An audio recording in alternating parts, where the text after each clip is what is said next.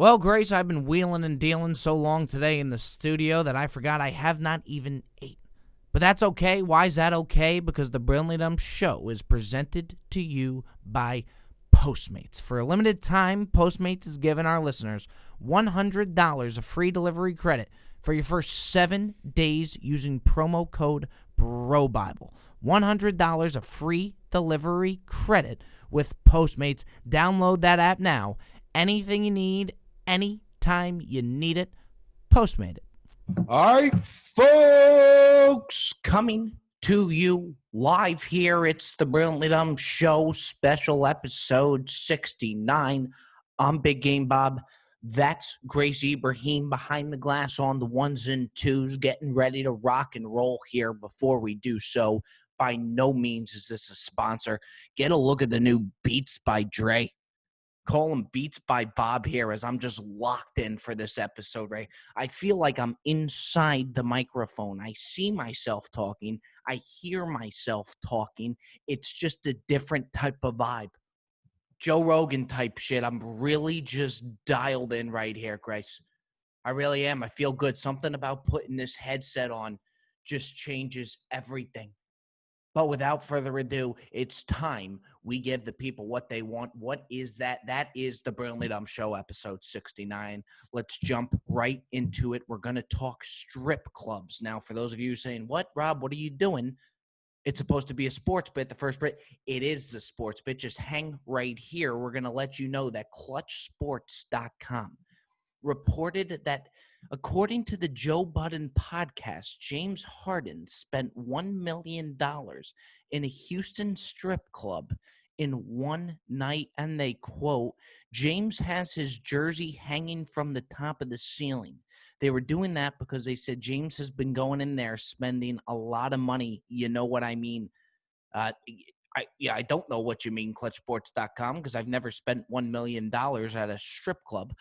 So they gave him his own jersey hanging from the rafters of the strip club. At least James has his jersey hanging from somewhere, because it probably won't be hanging from Houston Rockets Stadium if he does not win a championship. I tell you, the speculation on this guy from ESPN First Take, when Stephen A. Smith finds out that this guy spent $1 million in a strip club and can't bring them an NBA title, he's in for a whole worry of trouble. But if I'm James Harden here, I would be very upset. I really would. If I spend $1 million at a strip club, and the only thing you could do is hang my shirt or hang my jersey up on the ceiling, I'm going to be a little bit upset. I really am. It's not right. It's not right. Every single employee of that Houston strip club should be wearing his jersey night in, night out. Not James Harden night every Wednesday of the week. It should be every day of the week. They should be wearing that jersey. If that man spent $1 million in a strip club, that strip club should now be called Tits and Boners, brought to you by James Harden. $1 million. If he had singles and did it the right way, do you know how many singles that man was throwing on the floor? He's got no left shoulder. You're going to tell me that's not going to affect his jump shot if he's been throwing $1 that equaled up to $1 million on the floor all night? You need a shovel to collect all that. Usually the strippers just run wild and pick it up by their hand. You need shovels, barrels to get those dollar bills off the ground, thanks to James Harden. Every single stripper should be doing the James Harden beard. They should all have a beard. If they can't grow a beard, Lord, I hope they can't. They should get one from the dollar store, a fake one. It should be James Harden's strip club. That's the only thing you could do, is hang a jersey. When this guy just dropped $1 million on a Thursday night. Tits and Ass by James. Harden's Tits and Ass is what that strip club should be called, thanks to James Harden. Now, I never understood strip clubs. I get the idea of it, but when you really think about it, especially that next day, Why would you go somewhere for the illusion of having sex? To get teased into having sex and not be able to get the final product. It's like saying, hey guys, after dinner, let's head on down to the strip club and get blue balls for the night. Yeah, that sounds real nice. Sounds good at the time, but the next day you think about it. Why did you do that? Maybe you didn't get blue balled. And if you didn't, by God, so help you God moving forward. Lord only knows what type of disease you have. But I never understood the process of strip. It's like going to a Michelin star restaurant. The food comes out, but you can't taste the food. You can't taste the product. You're paying Michelin star prices. They're going to put one big check for you at the end, but you never got the food. You only got the sample. It's like going bungee jumping, getting to the top of the cliff. You look down, wow, we're pretty fucking high up. Let's go back down. You never got to jump down. It's like going to a Mike Tyson title fight. You go to the fight, and all he does is bob and weave. You don't even get the finisher. The haymaker at the end that everybody goes nuts about, which is the reason why you showed up for the first place. And another thing, could you imagine that check that came to Harden at the end with everything that he spent? Do you think he maybe disputed something off the $1 million bill? I could see James Harden just being like, you know what? No, we did not order those 2 chicken fingers. I don't know who had them, but we did not have you got to take that off the bill. I could see James Harden pulling something like that. But shame on this strip club for only hanging the guy's jersey up on the raft. You think by the time those guys get into the strip club, they're focused on what's going on top of the ceiling? You really think that's what anyone cares about? I would be demanding so much more if I was that guy. And I got to tell you, I feel pretty bad for anybody else who was in the strip club that night. Oh, my dear Lord. Oh, my God. Just sitting there with your dicks in your hands while James Harden's got the entire room over to his table. What a disaster that. Do you think anybody else, they paid attention to anybody else? Boy, did the show.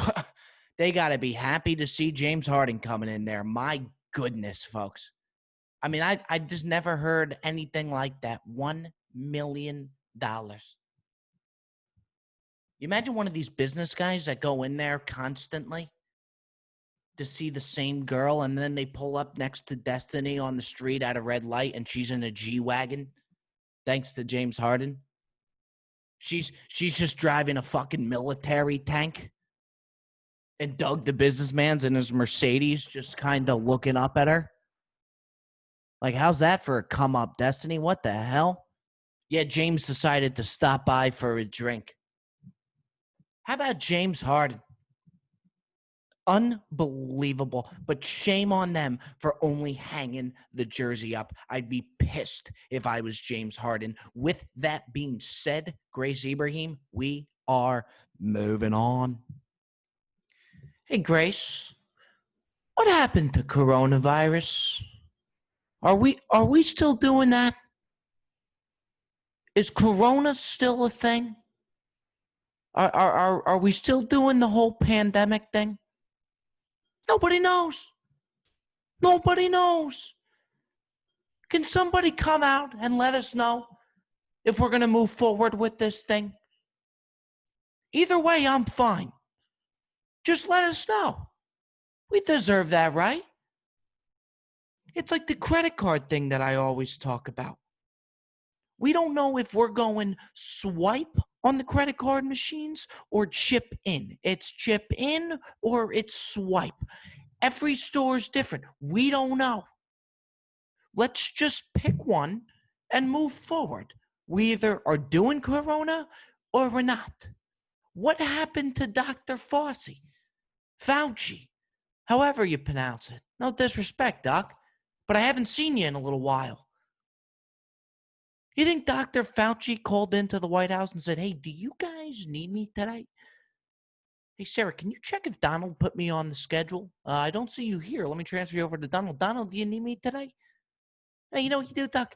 Take the next decade off like you did with the last decade, and we'll give you a buzz when there's a pandemic. We'll still pay you.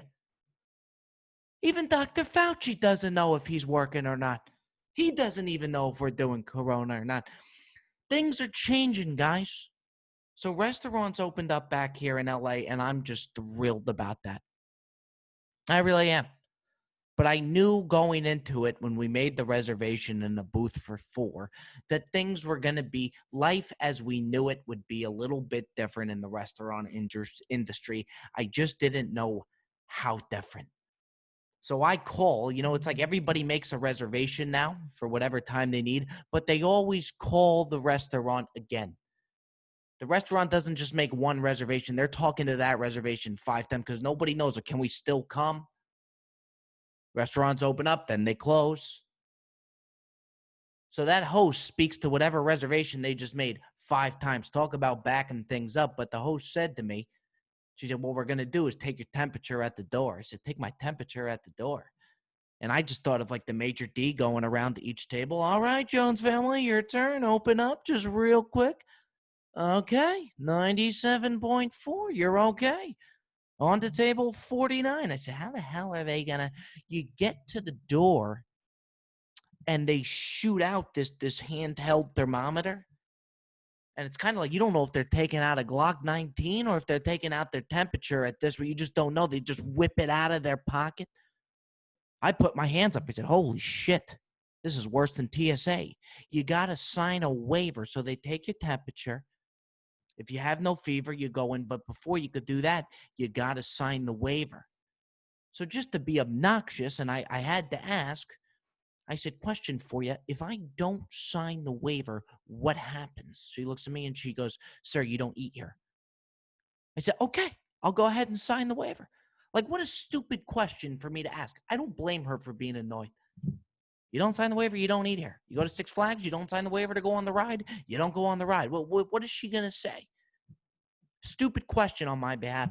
But we get and we sit at the table, and a friend that I was with that had been dining before, because some restaurants opened, some didn't. This was my first dining experiment. He said we need to ask the server if he's okay with us without wearing masks. And I'm thinking to myself, hold on, this should be the other way around. Shouldn't the server ask if we're okay with her wearing a mask or not? But the server gets to the table, and I figured it was one of those things you ask, and they're just obviously going to say, no, you don't have to wear the mask. It's like when your dish comes out and you offer, hey, you want to try this? You know they're not going to say, yeah, let me try that. 9 times out of 10, they're saying no. But you do it as a gesture anyway, and then you're cleared. You're checked off the list. Nice gesture that you knew you weren't ever going to have to act on. But Karen, the server, comes to the table, and we said, Karen, you okay without us wearing our masks? She goes, I would really prefer it. I'm thinking, what the fuck? What you would really prefer? She said, just when I come around, just when you come around. So now we're into our dinner, and I got to watch out for Karen the whole time to make sure she doesn't pop up on the table. She comes out of nowhere, says, here's some bread for you guys, scares the shit out of me. Next thing you know, the maitre d' comes over and goes, guys, just a reminder, please put your masks on when the server's around. I said, how am I supposed to know? She popped up out of nowhere. At least after we're done with the appetizer, I know the entree's coming. I could look out for her. I didn't know you guys do bread. Karen came out of nowhere. Next thing you know, Julio the busboy. Gentlemen, would you like, Julio, are you okay with or without the mask? Julio was okay with it. So you got to check with each person that comes through the table. So I don't have to look around the room for Julio, but there's another busboy. That busboy's name is Jason. Jason does prefer you to put the mask on when he's by your table. So now I got 2 bodies that I got to look out for. I got to look out for Karen, and I got to look out for Jason. Julio, I'm in the clear. To be quite frank, I kind of wish Julio would just be our server and our busboy at this point. Because I don't know who's green light, red light. Is the maitre d' going to come over again? How does he feel about it? What if the chef comes out and checks to make sure how we like everything and he's not a mask guy? I don't know. Nobody knows. So Karen comes back. Try at my dumbass, another stupid thing that I did. Try asking for the specials of the night while your server's wearing not only a mask, but she had one of those. It looked like she was getting ready to fight a fire. It was a full-blown shield. There's a difference between a mask and a shield. Karen, the server, had a shield on, as far as I'm concerned. Under the shield was an additional mask. So to be quite frank, Karen probably was best just not coming to work that day. So I said, Karen, do you mind if we hear a couple specials? Yeah, we got the sea bass is really good for our fish of the day. We actually have a beautiful snapper. I said, what was the fish of the day? I said we have a beautiful snapper seared with. But you know what, Karen? I don't even want a special. Fuck it at this point.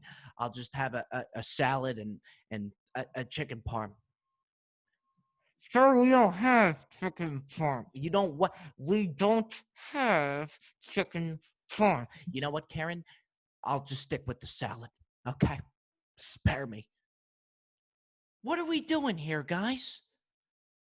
What are we doing here? I mean, it was one of the most bizarre things I've ever seen. Busboy comes to the right side of me, scares the shit out of me. Oh, shit, I'm so sorry. Oh, no, that's just you, Julio. You're okay. No mask needed when Julio's around. Shouldn't we have that option and be asking the server? Wrong way around. Great dinner, but a bizarre one. Look, guys, this is the sign of things to come. We're good. It's going to be the new normal. You might have to hear your specials when somebody's talking like this. This mask she had on, then the shield. She looked like a firefighter. At any moment, if this place goes on flames, we're okay. Karen, the server, is here.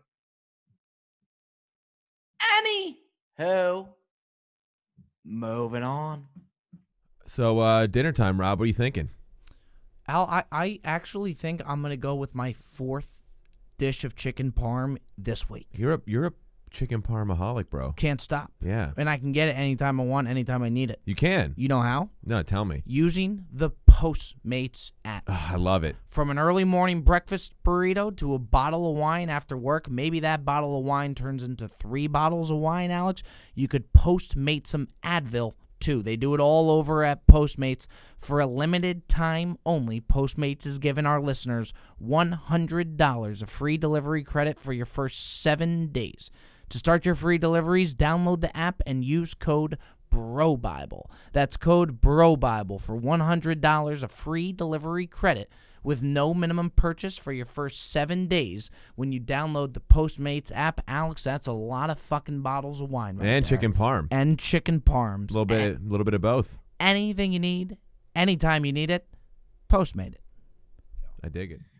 All right, Grace. So I want to take some time here on this next segment here of the Burnley Dump Show to discuss my frustration with news outlets. Okay? If you don't mind, I'm going to go on a little news outlet rant here. My bosses at Bro Bible are like, oh, fuck, here we go. This could get ugly. I'm not going where you think I'm going, okay? I've been watching the news a lot lately with everything going on. Where I'm trying to go with this is that news outlets have ruined breaking news for us. Breaking news is no longer breaking news anymore. Have you ever noticed that when they first break the breaking news, it stays as breaking news for the next 2 weeks? The same. You could watch Fox, you could watch CNN, and there will be a breaking news segment, and it is breaking news throughout the day. The entire day, the entire week. Breaking news coming out of Fox News. Our very own John Ingram reports that inside sources, thanks to Fox, have confirmed that Babe Ruth is indeed dead. Autopsy reports show that, yes, Babe Ruth right now does not have a pulse. You know what, Fox? I never would have guessed that. Wasn't Babe Ruth like 35 years old when Woodrow Wilson was in office at the age of 1909? Is it really breaking news?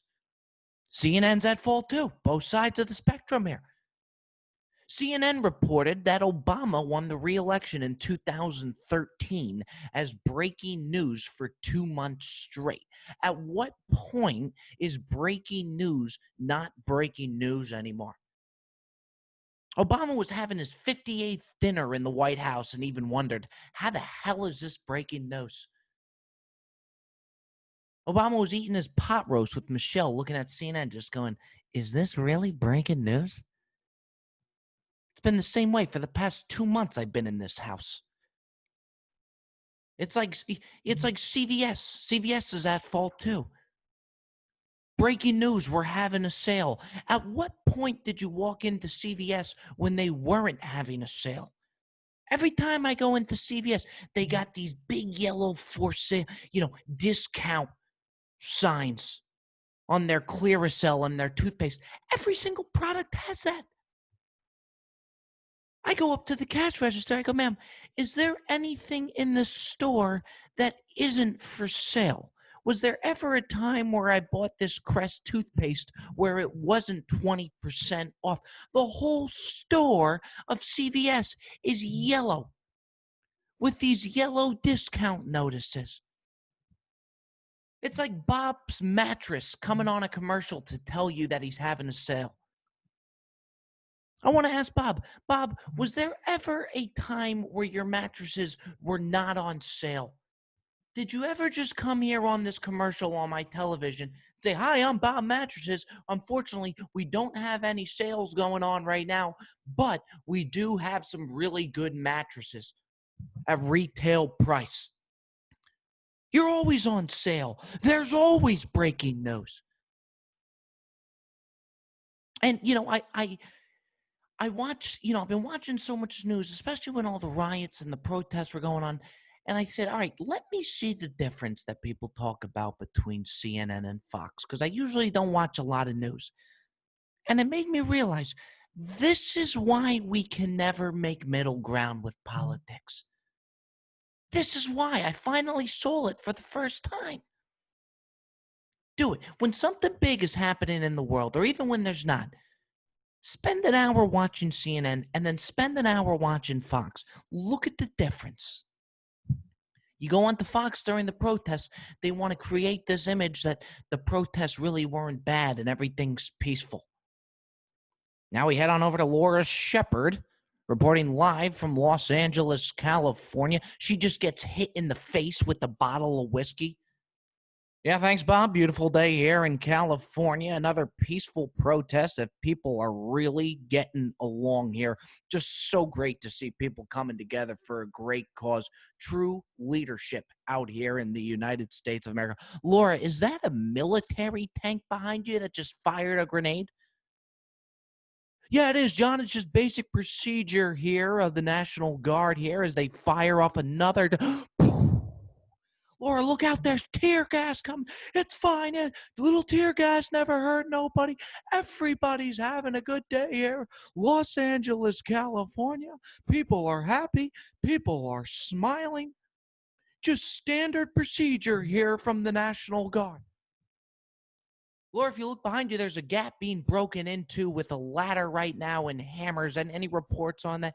Yeah, well, John, Gap was going out of business anyway. They said, just come on in, take a look. People are looking for some new clothes, but I do believe they are paying for the 10 pairs of jeans that they just walked out of. And then you head on over to CNN. CNN wants to create this image of just pure chaos. The world's burning down. We need to get a Democrat in office, or the world's going to continue to burn down. Go. Now we head on over to Sarah Hoover for a report in L.A. from the same street that Laura Shepard is on. Yeah, thanks, Bill. It's a fucking war zone over here. There's all types of shit going on. I can't even see anything, Bill. The world is burning. Chaos. Chaos. Hide your wife. Hide your kids. It's all fucking burning, John. What the fuck is going on? By the way, please vote Joe Biden for your next presidential candidate. We're all gonna fucking die. Sarah, get out of there. Get out of there. Two totally different things going on. And for the first time, I realized as long as CNN and Fox are around, we're never going to come into a middle ground. I totally get it. I totally get it. Seriously, it was mind-blowing to me. It really hit me. I said, holy shit. So finally, I just turned back to ESPN, where they are just scratching and clawing to come up with some type of story. I'm watching Bill Russell in 1964 go against Kareem Abdul-Jabbar. It's the third time ESPN's aired it since Corona. I'd rather do that. We may never come to a middle ground with all of this. Anywho, moving on. Well, Grace Ibrahim, call me crazy. Maybe so, but I do believe it is indeed that time. That time for everybody's favorite segment. This time, Grace Ibrahim, we ask you kindly for a little bit of a drum roll, please. It's the Ask Bob segment, week by week. Tuesday after Friday, and then Tuesday after Friday. I tell you, fine folks, file on in the DMs to get your questions submitted. For the Ask Bob segment, doing so was Josh Hankey. Hell of a name, out of Trenton, New Jersey. Folks, some of you may say, oh, he's favoriting the New Jersey, residents. Maybe so. That is home turf for me. That's the city's, that's the state's capital, Trenton, New Jersey. So maybe I did favor Mr. Hankey here. Anywho, I favored him. May seem like a shitty question, but it's actually a great one. Bob, I was curious, what is your favorite food? The reason I like this, I'm not just going to give you that answer, and next you know it's the end of the show. It's a perfect transition into another top 5. I'm going to give you my top 5 foods here in order, starting with 5, take it on down to 1. I love these top 5 segments. Colin Cowherd does it all the time with favorite teams and stuff. I love it. So here we go. This is going to be the top 5 Big Bob's favorite food. Ready to rock and roll. 5, 4, 3, 2, 1. 1 being the best. Number 5 in the 5 hole. We're going hamburger. Very versatile food. You can get it for $1 at McDonald's. You can get it for $30 at your local steakhouse. Really like the hamburger. Tip: every single hamburger should be made with a brioche bun. Everybody does it different. Everybody's got their own swing of how it's going to work. So be it. I got hamburger in the 5 hole. 4 hole. I'm going with sushi. I love a cuisine where you can order 10 different items and it be totally normal and accepted. We'll do this, that, and then maybe should we go this? Yeah, we'll do that. That's okay in the sushi game, in sushi cuisine. It's nice to be able to just rattle off 20 different things on the menu. Folks, I've never felt more mature than I do with a pair of chopsticks in my hands. A pair of chopsticks really makes you feel like you got your shit together, whether you know how to use them or you don't. Sushi, big fan. Number 4. Number 3, I'm going lobster. Have you ever had a bad piece of lobster? 6 ounce, 12 ounce, don't matter. Have you ever had a bad piece of lobster? Let that sink in for a little bit. Have you ever sent your lobster back to the kitchen? Wasn't cooked enough, too cooked? No, it's lobster. It's great. It's always great. You could add it in your mac and cheese. You could also have it as a full meal. Do you want it as the surf and turf? We could do that for you too. It's like candy. Nobody dislikes lobster unless you're allergic to it. If you're not allergic to it, you like it. End of story. No further discussion. Number 2. This is going to surprise some people because I think everybody thought that I was going to put it 1. I'm not. Number 2, I'm going with Caesar salad. Another versatile food. You can have it for lunch. You can have it as a side. You can have it as a starter. You can have it at an entree. It's like LeBron James in basketball. Everybody praises LeBron James because he could guard everybody on the floor. He could also play all positions on the floor. You could put him as your center, power forward, shooting guard, point guard. You could have him defend your point guard, shooting forward, power forward, center. He does it all. Caesar salads do it all. Have it any time of the day. Every epic night I've had in Los Angeles, California has started with a Caesar salad. I got Caesar salad at 2. For 1, Grace Ibrahim, if we could do another drum roll, because I'm fired up here for this number 1 slot, not getting the credit it deserves whatsoever, and I'm about to put it on the map. Not as 3, not as 4, not as 5. No, 1. Number 1 bagel with cream cheese. End of story. Nothing for me screams the weekend, screams a Saturday morning, than walking up to the local bagel shop like I own it and going, hey, how are you today? Good to see you again, Gloria. Let's do 3 poppy. Let's do 3 everything. Let's do 3 sesame, and then let's do 3 plain. You got pumpernickel today, actually? Fuck it. Let's do 2 plain, 1 pumpernickel. That is what a weekend's all about. The cream cheese bagel screams weekend, especially in the Jewish community. If you're not in the Jewish community, I challenge you to venture out a little bit. We come into you. We do the Italians. We do Chinese. We're exploring out. Why don't you come into our world for a little bit? Come see how we're getting down at bagel shops Saturday morning in the Jewish community out here. Let's throw some love for the Jews out there. How about it? You know, another beautiful thing about the cream cheese bagel, you know, a lot of times with pizza, they make fun of you if you put pineapple on it. Cream cheese bagel, nobody's going to bat an eye. If you want a cucumber on your cream cheese bagel, by all means, put a cucumber on your cream cheese bagel. You want some lox on there? By all means, that's okay too. Onions? Sure. Why not? Capers, want to get a little frisky for your Saturday morning? By all means, put some capers on there. The cream cheese bagel deserves and demands more respect than it's been given. And I'm here to give that here on the Brilliantly Dumb Show, episode 69. How about it, folks? That was a thrill ride of a podcast for me, and I hope it was for you. Folks, we keep this train moving right along come Friday. That's Grace Ibrahim behind the glass on the 1s and 2s. I'm Big Game Bob here on your local airwaves, however you're listening, whyever you're listening.